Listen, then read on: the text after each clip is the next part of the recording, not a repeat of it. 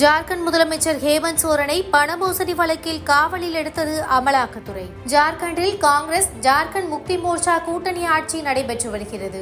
அம்மாநில முதலமைச்சராக ஹேமந்த் சோரன் செயல்பட்டு வருகிறார். நில மோசடி மூலம் கோடிக்கணக்கான பணத்தை சட்டவிரோதமாக பரிமாற்றம் செய்ததாக ஹேமந்த் சோரன் மீது அமலாக்கத்துறை வழக்கு பதிவு செய்தது. இந்த வழக்கு தொடர்பாக விசாரணைக்கு ஆஜராகும்படி ஹேமந்த் சோரனுக்கு அமலாக்கத்துறை பலமுறை சம்மன் அனுப்பியும் அவர் ஆஜராகவில்லை. இதையடுத்து நீண்ட இழுபறிக்கு பிறகு கடந்த 20ஆம் தேதி ஹேமந்த் சோரனின் வீட்டிற்கே சென்று அமலாக்கத்துறை அதிகாரிகள் விசாரணை நடத்தினர். 7 மணி நேரத்திற்கும் மேலாக நடைபெற்ற விசாரணையில் ஹேமந்த் சோரனிடம் பல்வேறு கேள்விகள் எழுப்பப்பட்டன. இந்த நிலையில் மீண்டும் விசாரணைக்கு ஆஜராக அமலாக்கத்துறை சம்மன் அனுப்பிய நிலையில் ஹேமந்த் சோரன் எங்கே இருக்கிறார் என தெரியாமல் இருந்தது. இந்த நிலையில் ஹேமந்த் சோரன் ஜார்க்கண்ட் ஆளுநர் CP ராதாகிருஷ்ணனிடம் ராஜினாமா கடிதம் வழங்கிய நிலையில் அமலாக்கத்துறை அவரை காவலில் எடுத்துள்ளது. இதனையடுத்து ஜார்க்கண்ட் மாநில போக்குவரத்து துறை அமைச்சரான சம்பாய் சோரன் ஜார்க்கண்ட் மாநிலத்தின் புதிய முதலமைச்சராக தேர்வு செய்யப்பட்டுள்ளார். புதிய முதல்வராக ஹேமந்த் சோரனின் மனைவி தேர்வு செய்யப்படுவார் என எதிர்பார்க்கப்பட்ட நிலையில் சம்பாய் சோரன் தேர்வாகியுள்ளார்.